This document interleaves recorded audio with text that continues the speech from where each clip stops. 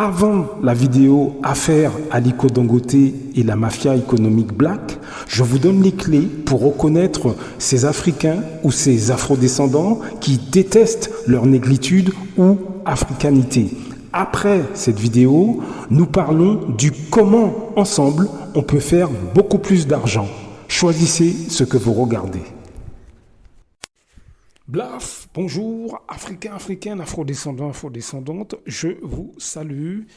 J'espère que vous brillez là où vous êtes. Alors pas dans le sens prétentieux ou arrogant, hein, c'est pas du tout ça. Mais j'espère que la lumière spirituelle est en vous. C'est ça que j'espère. Nous continuons. Alors je vais vous faire écouter quelqu'un qui parle vrai, qui aborde des sujets essentiels pour nous. Et vous constaterez que beaucoup de nos semblables, des afrodescendants que je vous décris dans beaucoup de ces audios, hein, qui eux sont dans l'intégration, l'assimilation, à tout point de vue, hein, que ce soit culturel, économique, politique, pour eux, manger, danser, rigoler, etc., c'est plus important que de réfléchir et d'essayer de trouver des solutions concrètes. La vidéo que je vais vous passer, je vous donne le titre, hein, c'est La situation des Afros est cata en Occident. Réveillons-nous. C'est sur la chaîne Le War Man. Le War, pour ceux qui ne parlent pas l'anglais, hein, le L-E, War, W-A-R, Man. M-A-N. Allez voir cette vidéo. Je vous passe un petit extrait, on en parle juste après. La situation des Noirs en Occident est terminée. La réalité de la situation de la communauté noire, tout confondu en Occident, est foutue. Pourquoi je sors cette phrase? C'est-à-dire c'est une phrase de choc, mais une phrase aussi qui décrit certaines réalités. Une phrase qui montre à quel point nous sommes en train de blaguer et nous sommes en train de perdre du terrain. Je suis le Waban. Comme je dis toujours, ça fait quelques années sur la toile. Il m'arrive parfois de blaguer, de faire des vidéos de production, mais il m'arrive aussi de penser. Aujourd'hui, nous sommes jeudi 10 octobre, il est 5h40. Je suis sur la route depuis 4h le matin pour aller chercher mon petit pain quotidien, comme on dit. Et il m'arrive parfois sur l'autoroute de réfléchir, au-delà des blagues, de me poser la question, comment se fait-il que nous sommes dans cette situation, on ne se réveille pas? Comment se fait-il que la situation de nous, les Africains, est grave en Occident et on est là, on danse, on se convertit, on rigole, mais on ne pense pas à la réalité. Pourquoi je donne cette phrase au début? C'est-à-dire que pour ceux qui me suivent depuis quelques 15-20 ans, il m'arrive parfois de faire des vidéos de réflexion. Dans ces vidéos, ce que je fais tout le temps, depuis un certain temps le matin, ce sont des vidéos que j'ai décidé de programmer cela comme des formats. Ça, c'est le format 5. Dans les premiers formats, je parlais de réflexion, de la mort, de la situation, de l'amour, du dolo et tout cela. Mais il m'arrive aussi de parler de la situation du travail. Et ça, cette vidéo va être basée sur ça. Pourquoi? Parce que quand on regarde en Occident, France, Canada, Amérique, Europe, partout, on regarde que nous, les Noirs, nous sommes derniers. Il y a quelques années, quand je suis arrivé en Occident, j'aime bien dire aux jeunes pour qu'ils comprennent un peu ce qui s'est passé. Là, il y avait de l'économie africaine à fond. Il y avait des magasins, il y avait des petites entreprises qui marchaient. Aujourd'hui, on se retrouve dans la situation. 20 ans plus tard, la situation est catastrophique. Nous n'avons plus de magasins. Allez en France, vous allez voir à Paris, tous les magasins occupés par les Pakistanais, les Indiens. Ils ont réussi à s'entendre entre eux en Belgique, partout. Et encore le plus grave, je le dis depuis quelques 5-6 ans, sur la situation du boulot.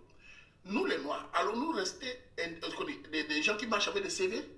Allons-nous rester des sous-fifres? Nous n'avons pas d'économie réelle. Pourquoi? Quand on regarde, je me rappelle une fois, je parlais des vidéos, du boulot comme le nettoyage. Parlons du nettoyage. Vous savez, quand vous voyez la situation des gens les sociétés de nettoyage, les sociétés de transport, les gens qui conduisent les métros, les trains, par exemple en Belgique, il y a très peu de Noirs. Toutes les sociétés de nettoyage qui permettaient aux femmes africaines, aux mamans africaines de travailler ont été recueillies par des étrangers, indiens, pakistanais, etc. Ils ont su s'organiser et ils ne recrutent que la leur. C'est une catastrophe pour les Noirs. Aujourd'hui, nous dépendons essentiellement des petits boulots ou des boulots où on doit nous donner des CV. Nous ne créons pas d'économie et notre situation va être... Et nos enfants vont souffrir plus. Dans tous les pays, ce que les Noirs font, ce que nous faisons, c'est essentiellement des conversions. Les Noirs se convertissent à gauche, à droite, ils se passent autant à danser et ils ne créent pas d'économie. Parce que nous avons une situation où on ne s'entend pas. Nous sommes déjà divisés de manière de pays, divisés de religions, divisés de tribus, divisés on est tellement divisés que ça nous crée une situation où les Pakistanais, les Indiens, eux, ils s'entendent, ils achètent des entreprises et ils reculent à l'heure. Ils sont partout. Tant mieux pour eux. Mais non. Vous avez une situation. Vous avez, il y a un premier ministre anglais là, que j'ai vu son nom, il s'appelait quoi? Quoi, c'est indien pakistanais. Comment se fait-il qu'un étranger est premier ministre en Angleterre? C'est parce que les gens de sa communauté ont occupé l'espace. Le nettoyage au début, les bus, ils sont allés dans les universités, ils sont montés en entrepreneurs, industriels, ils sont montés, machin, et ils ont maintenant eu des premiers ministres. Voilà, vous avez entendu. Alors, c'est clairement alarmiste. Il a entièrement raison, hein, et nous sommes tous concernés par les propos de ce monsieur. Nous sommes vraiment tous concernés, hein, nous sommes dans une situation économique catastrophique, catastrophique, hein. Et encore une fois, je m'inclus aussi dans tout ça, hein. Moi, je suis, comme je l'ai déjà dit dans d'autres audios, je suis comme vous, hein. Moi, j'essaie d'avancer économiquement, j'essaie de mettre des choses en place, de me former. Hein, comme je vous dis dans ces audios, c'est formez-vous sur les questions économiques, le business, les affaires, même si c'est par le biais d'un site web. Mais il faut qu'on se bouge, je vous assure, hein, la situation économique, notre situation économique en tant qu'afro-descendant est catastrophique, mes amis, catastrophique. Catastrophique, on ne réalise pas, on est encore une fois intoxiqué par une catégorie d'afro-descendants qui sont parmi nos amis, nos familles, nos collègues, etc., qui eux ne pensent qu'à rigoler ou danser ou à s'intégrer avec un accent. Pour ceux qui vivent en France, hein, ils sont plus occupés à avoir un accent bien parisien que finalement s'intéresser à nos vrais problèmes. Ils sont plus occupés à combattre celui qui n'est pas de la même ethnie qu'eux, celui qui n'est pas du même pays qu'eux, celui qui n'est pas l'afro-descendant, hein, qui n'est pas de la même ethnie, qui n'est pas du même village, qui n'est pas de la même île, qui n'est pas du même pays, etc. Ils sont plus occupés à combattre donc leurs semblables, hein, plutôt que de se concentrer sur l'essentiel. C'est une des choses essentielles, c'est pas l'unique, mais une des choses, c'est notre poids économique. Et il a raison, ce monsieur. Nous sommes derrière de chez derrière. Tout le monde nous dépasse, économiquement, politiquement, culturellement, tout le monde nous dépasse. Et il faut vraiment faut vraiment qu'on change de mentalité. La toute première chose, c'est de vraiment se concentrer sur les finances, l'argent, comment on peut faire de l'argent légalement, comment on peut avancer, etc., etc., etc. C'est vraiment essentiel.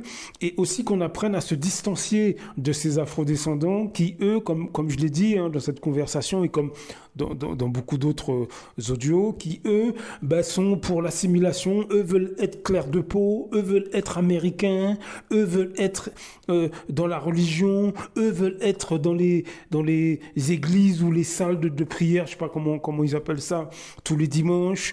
Dès qu'on commence à réfléchir sur des problèmes de fond, ils se moquent de nous. Dès qu'on commence un petit peu à se poser des questions, ce sont les premiers à vous dire que bon, vous faites trop d'histoires, arrêtez, la situation est pas si mal que ça. Voilà, écartez-vous de ces gens, même s'ils font partie de votre famille, même s'ils font partie de vos amis, hein, même si vous les connaissez depuis 50 ans, écartez-vous de ces afrodescendants-là, parce qu'ils ne nous apportent rien de bon. Hein, ce sont des gens égoïstes qui finalement veulent pas s'emmerder avec toutes ces questions, mais par contre ils veulent briller devant leurs semblables. Donc écartez-vous de ces gens et augmentez vos connaissances en termes d'économie, de finances.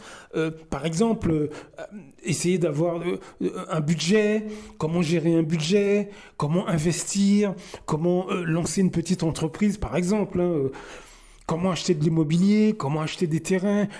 Je veux dire, concentrez-vous là-dessus. Alors, il va falloir être persévérant parce qu'évidemment, vous n'avez peut-être pas l'habitude de parler de ces choses, etc. Mais au bout du compte, je veux dire, ça va payer au bout du compte. Et surtout, parlez-en à vos enfants. Même si vous n'êtes pas millionnaire aujourd'hui, mais parlez-en à vos enfants. Achetez-leur des livres, par exemple, sur l'investissement. Il y a des livres sur l'investissement pour les adolescents, voire même pour les enfants plus jeunes. Trouvez des livres adaptés. Moi, j'ai des amis qui ont des enfants adolescents, ils leur ont acheté des livres spécifiques sur les finances, etc., mais pour les ados. Vous voyez ? Donc faites ce travail, faites ce travail. Moi-même, à mes propres enfants, je leur parle tout le temps de l'investissement, je leur envoie des vidéos, je leur envoie des livres. Vous voyez ce que je veux dire? J'essaie de les conseiller dans leurs études, par exemple. Je veux dire, je leur dis, c'est bien, au contraire, il faut étudier. C'est extrêmement important même d'avoir un niveau universitaire.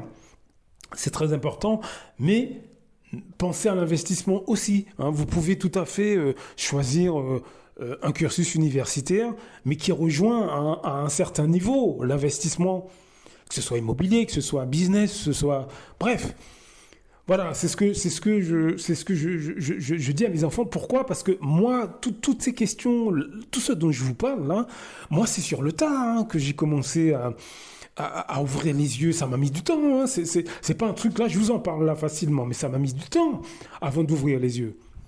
Avant de commencer à réaliser que il faut qu'on change un peu notre manière et que moi, à mon niveau, il faut que je change ma manière de voir les choses.